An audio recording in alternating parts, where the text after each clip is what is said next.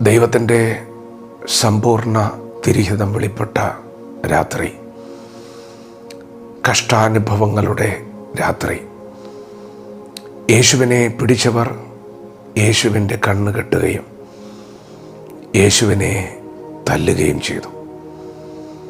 അവർ യേശുവിനെ വളരെ പരിഹസിക്കുകയും ദുഷിക്കുകയും ചെയ്തു. മുഷ്ടി ചുരുട്ടി അവൻ്റെ മുഖത്ത് കുത്തി. അവർ അവൻ്റെ മുഖത്ത് തുപ്പി. പ്രിയപ്പെട്ടവരെ, വളരെ മൃഗീയമായ പീഡനങ്ങളിലൂടെ, സഹനങ്ങളിലൂടെ യേശു കടന്നു പോകുമ്പോൾ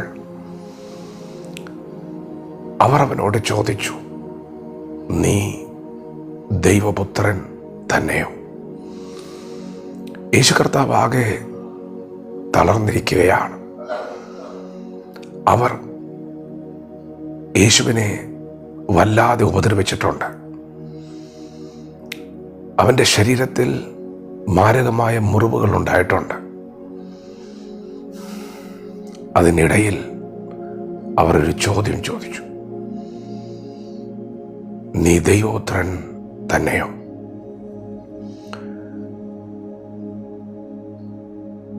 ദൈവത്തിൻ്റെ ദൂതൻ ഗലീലയിലെ നസ്രത്ത് എന്ന പട്ടണത്തിൽ വന്ന മറിയയോട് പറഞ്ഞൊരു ദൂതുണ്ട്. കന്യക ഗർഭിണിയായ ഒരു മകനെ പ്രസവിക്കും. അവൻ ദൈവത്തിൻ്റെ പുത്രൻ എന്ന് വിളിക്കപ്പെടും. യേശു ഈ ഭൂമിയിൽ ജനനമെടുക്കുന്നതിന് മുൻപ് മറിയയോട് ദൈവം പറഞ്ഞ ആലോചന, നിന്റെ ഉദരത്തിൽ ഉരുവാകുന്ന കുഞ്ഞ് ദൈവോത്തരനാണ്. യേശുവിൻ്റെ 30-ാമത്തെ തിരുവയസ്സിൽ സ്വർഗം തുറന്ന് പരിശുദ്ധാത്മാവ് പ്രാവെന്ന പോലെ ഇറങ്ങുമ്പോൾ പിതാവിങ്കൽ നിന്നൊരു ശബ്ദം വന്നു, ഇവൻ എൻ്റെ പ്രിയപുത്രൻ. യേശുക്രിസ്തു മറിയയുടെ മകൻ, യോസഫിൻ്റെ മകൻ എന്ന് പറഞ്ഞാൽ യേശുവിനെ ആരും ഉപദ്രവിക്കുകയില്ലായിരുന്നു. എന്നാൽ പിതാവിൽ നിന്ന് കേട്ട വാഗ്ദത്ത വചനത്തെ യേശു വിളിച്ചു പറഞ്ഞപ്പോൾ ശക്തമായ പോരാട്ടമാണ് അവിടെ നടന്നത്. ആ പോരാട്ടത്തിൻ്റെ നടുവിലും ദൈവപുത്രൻ തന്നെയോ എന്ന ചോദ്യത്തിന് യേശു പറഞ്ഞു, അതെ, അത് ഞാനാകുന്നു. നിങ്ങൾ പറഞ്ഞത് ശരിയാണ്, ഞാൻ ദൈവപുത്രൻ തന്നെ. ഇന്നു മുതൽ മനുഷ്യപുത്രൻ ദൈവശക്തിയുടെ വലതുഭാഗത്ത് ഇരിക്കും എന്നുകൂടി പറഞ്ഞു.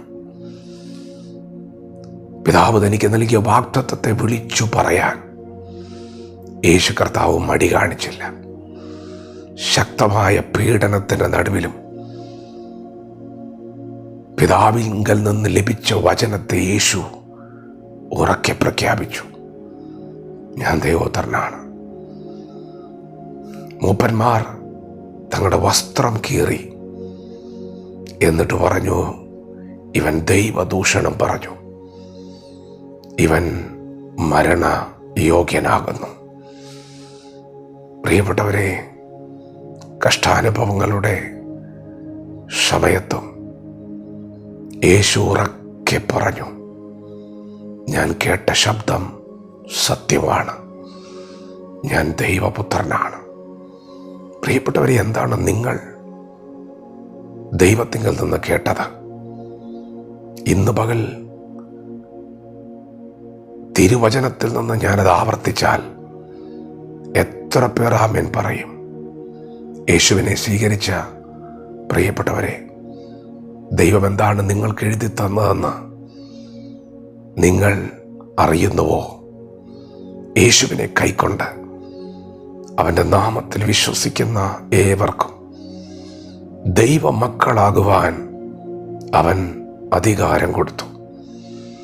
കാൺമിൻ, നാം ദൈവമക്കളെന്ന് വിളിക്കപ്പെടുവാൻ പിതാവ് നമുക്ക് എത്ര വലിയ സ്നേഹം നൽകിയിരിക്കുന്നു. നാം അങ്ങനെ തന്നെ ആകുന്നു. നാം ദൈവത്തിൻ്റെ മക്കൾ ആകുന്നു.